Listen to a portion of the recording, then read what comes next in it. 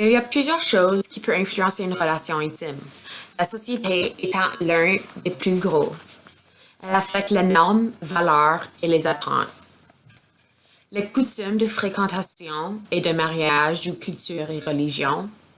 La société affecte aussi les négociations qui déterminent les rôles dans une relation intime, qui met aussi en lien les rôles joués dans les relations selon divers contextes sociaux, historiques et ethnoculturels. La dernière chose que je vais vous parler aujourd'hui est ce qui qui est affecté par la société et l'influence de certaines institutions sociales sur les relations intimes. Les normes sont différentes dans chaque pays et culture. Même chose pour les attentes, sauf qu'elles changent par pays, par culture et par famille. Elle est aussi influencée par les normes. Une valeur est une qualité humaine, que ce soit l'honnêteté, l'engagement, être poli, la confiance, etc. Personnellement, je crois que tous les trois ont un impact sur le début ou sur la continuité d'une relation intime. Les normes ont été établies par les générations précédentes et par culture. Un seul individu ne peut pas changer la norme d'un jour au lendemain. Par exemple, des normes pour le mariage dans certains pays est de se marier à l'âge de 16 ans pour une femme. Au contraire, au Canada, l'âge moyen est de 28 ans. Les attentes ressemblent beaucoup aux normes, mais elle est plus spécifique. Elle est influencée par le pays, la culture, etc. Mais elle aussi peut influencée par la famille. Chaque famille a de différentes attentes. Les attentes ressemblent quand même assez dans les régions du monde. Par exemple, elles vont se ressembler en France, elles vont se ressembler au Mexique et ici au Canada.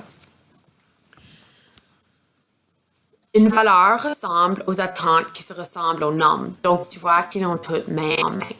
Une valeur est spécifique à une personne. Plusieurs personnes peuvent partager les mêmes valeurs, sauf que chaque personne a une valeur différente qui leur fait unique. Une valeur est attendue d'une personne et puis cela se fait une attente, car une attente est influencée par les normes. Il existe plusieurs coutumes de fréquentation et de mariage propres à chacun des cultures et des religions présentes au Canada. Des mariages arrangés, qui est le mariage pour l'argent ou pour la royauté, etc. Tout dépend de la personne et non du pays ou de la culture, parce que chaque individu gère leur religion d'une façon unique et différente.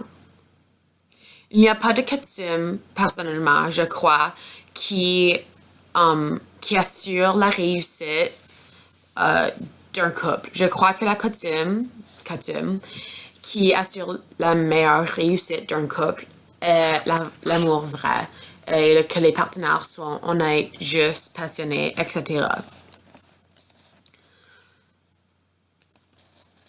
Il y a des facteurs qui impactent la négociation, qui déterminent les rôles joués dans une relation intime, mais je crois qu'il y en a trois sous-contextes qui pourraient l'affecter. Le contexte social, le contexte historique et le contexte ethnoculturel, qui sont tous sous le gros facteur qui est la tradition. Même avant les années 1900, il était vraiment rare de voir des femmes avoir un emploi. Le seul travail que les femmes étaient supposées d'avoir était rester à la maison pour cuisiner, nettoyer, prendre soin de ses enfants et son mari. Depuis les droits de la femme ont été révisés, la norme était supposément finie, mais elle n'est pas. Dans certains pays, cultures ou même traditions, cette norme existe encore. Ceci nous influence énormément à l'aide des médias. Tout cela a un impact très néfaste sur notre relation intime. Les deux guerres mondiales ont eu un impact énorme sur les droits de la femme. Car pendant les deux guerres mondiales, les hommes étaient partis en guerre, donc les femmes devaient remplacer les travaux. Donc, durant la Première Guerre mondiale, 230 000 femmes ont pu avoir un emploi. Au début des années 1941, notre pays avait besoin plus de soldats. Donc, les femmes sont devenues infirmières, cuisinières, mécaniciennes à la guerre. Ça, c'était pendant la Deuxième Guerre mondiale. Cela nous a influencé grandement au sujet que les femmes ne doivent pas rester à la maison et nettoyer et faire tout ce qui est stéréotypique. Nos influences viennent de nos parents pour une relation intime à l'âge de l'enfance et surtout à l'âge d'adolescent. Selon plusieurs études qui disent que les facteurs qui pourraient influencer une vie amoureuse à l'âge adulte seraient l'interaction à l'âge ado, que ce soit l'interaction avec tes amis ou tes parents. Il est prouvé que la communication et le soutien au sein de la famille, c'est ce type de facteurs-là au niveau de la famille qui ont influencé les relations intimes à l'âge adulte. Je crois que l'institution sociale qui exerce le plus d'influence sur les relations intimes, c'est la famille et l'État. Cela dépend de où tu habites, la culture de laquelle tu fais partie, ta religion, tout ce que nous avons déjà parlé auparavant. Donc, ce qui influence, ça dépend où tu habites. Donc, par exemple, au Canada, nous avons plusieurs différentes cultures, nous pratiquons plusieurs différentes religions. Donc, la famille, c'est ce qui va influencer les relations intimes. Mais, par contre, dans une différente partie du monde, où les pays pratiquent surtout une religion, ça sera surtout l'État qui affectera les relations intimes. Parce que si les familles ne suivent pas leur religion, ils peuvent être punis, que ce soit ne pas manger pour une journée, ne pas se faire payer pour une semaine, et puis ils peuvent se faire punir si c'est assez grave jusqu'à la mort.